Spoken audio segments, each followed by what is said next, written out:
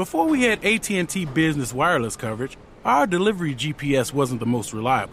Once our driver had to do a 14-point turn to get back on route. A 14-point turn! An influencer even live-streamed the whole thing.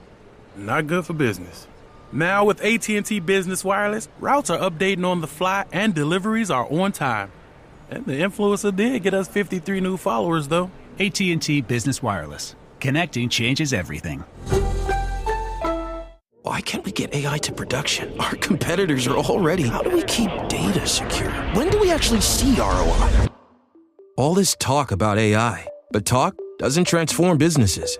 AWS AI cuts through the noise, making AI easier to securely deploy and scale. With ready-to-use agents and the broadest set of AI tools and services, you can build, buy, or partner your way.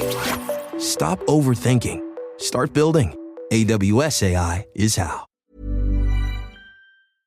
On today's Smart 7, PM launches plan to end rough sleeping, Zelensky under pressure as rival calls for election, and much more. It's Thursday, 20th of August, it's National Radio Day, and happy birthday, Demi Lovato. The Smart 7. It's news, but not the news.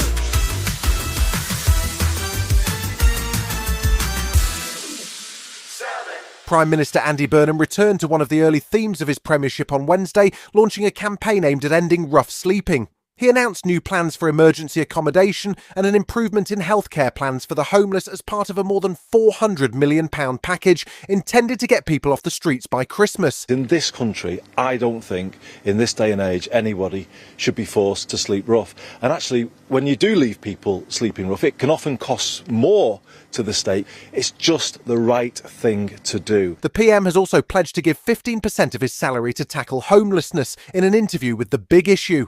Liam Robinson is the Labour leader of Liverpool City Council, and he says that it's crucial that there's also an increase in the level of social housing and an investment in building more homes quickly. The key component to this being a long-term solution is making sure we build more houses, and particularly more social houses, which as a country we've not been doing anywhere near enough. US President Donald Trump took time out of his presumably busy schedule on Wednesday to give the press another tour of the ballroom construction site and show off the White House's new helipad. He spent some time explaining the details of the design and quite a bit less time talking about the ongoing war with Iran, which has come no closer to any form of resolution. It's not going to be perfect, but it's a lot of oil coming out. In fact, people are amazed. One of the reasons that oil hasn't gone to like the proverbial $300 a barrel, and it'll be a lot lower when this is over. It emerged on Wednesday that the US military has been escorting oil tankers through the Strait of Hormuz, something that Trump had previously blurted out, and it seems that with no progress in sight, that is what is helping to keep oil prices down. The US president had more praise for North Korean dictator Kim Jong-un, who he hopes to meet soon, while also mentioning that the country has 57 nuclear weapons. Israel's Foreign Minister Gideon Saar says that wouldn't have happened on Trump's watch. If the leadership then would have taken the right decisions, North Korea wouldn't have nuclear weapons. President Trump took the decisions in order to prevent Iran from having nuclear weapons. Ukrainian President Zelensky faced a new challenge on Wednesday as former Defence Minister Mikhailo Fedorov called for a presidential election. Although he was sacked over a month ago, protests have continued in Kiev, and Fedorov launched a campaign with a 9-minute video on Wednesday criticising corruption and saying democracy cannot be held hostage by Russia. His call came as Zelensky sacked a senior aide over corruption allegations, and the president is facing mounting pressure. Wednesday also saw criticism from the UN's humanitarian chief Tom Fletcher, who is increasingly concerned by the drone arms race that is happening at the front lines. I think the technology, I'm afraid, is outpacing accountability, and the technology is outpacing humanity. And I really worry that when these new weapons are being designed, there aren't enough people in the room who understand protection of civilians, protection of humanitarians. UK inflation rose to 2.9% in July, according to figures released by the Office of National Statistics on Wednesday. The increases were driven by energy prices and the impact of the war in Iran, although there was some good news as food price inflation slowed to just 1.3%. With energy costs back in the headlines, it was a good day for the Tories to hold a press conference focusing on the cost of energy and their campaign against the UK's net zero policy. Tory Shadow Energy Secretary Claire Coutinho says expensive green energy is no good. There is simply no such thing as a high-growth, low-energy country. And as our electricity has got cleaner, it's also got more expensive.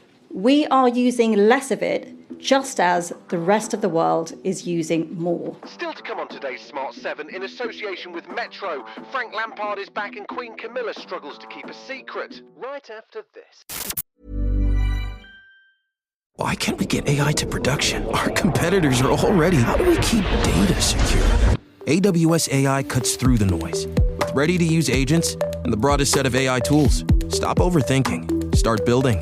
AWS AI is how. Here's a tip for you. There's a podcast out there with fans waiting to be your next customer.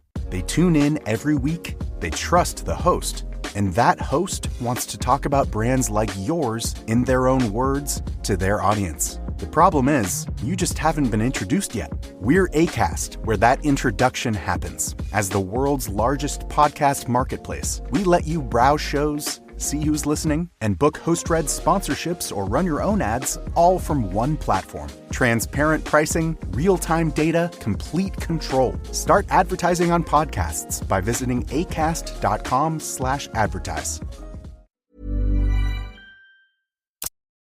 Welcome back.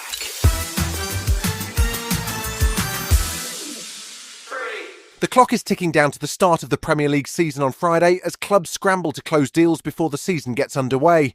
The first game of the season is at 8 p.m. on Friday and sees a familiar face return to the league, with Frank Lampard's Coventry City heading to London to face Arsenal. Lampard led the Championship side to the title last season, so the opening game is a battle of champions, and the former Chelsea player and manager is excited to lead the club's return to the Premier League for the first time in 25 years.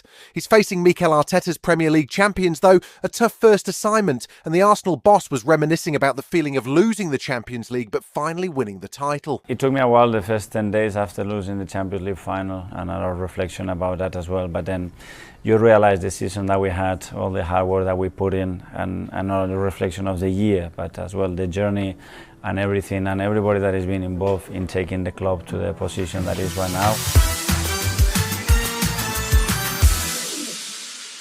The royal family has faced a few battles over the years, but 2024 proved to be particularly remarkable as both the King and Catherine, the Princess of Wales, faced cancer diagnoses.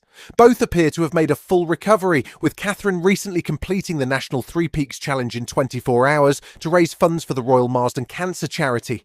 Queen Camilla spoke out on Wednesday about the King's diagnosis, and in particular a visit that she made in early 2024 to a cancer charity called Maggie's. Her appearance in a video to mark 30 years of the organisation saw her describe just how hard it was to keep King Charles's news under wraps. I remember coming to see our Maggie's just after the King being diagnosed. Nobody could say anything at the time. That was quite difficult. I almost said something, but I felt that it wasn't the time to say it.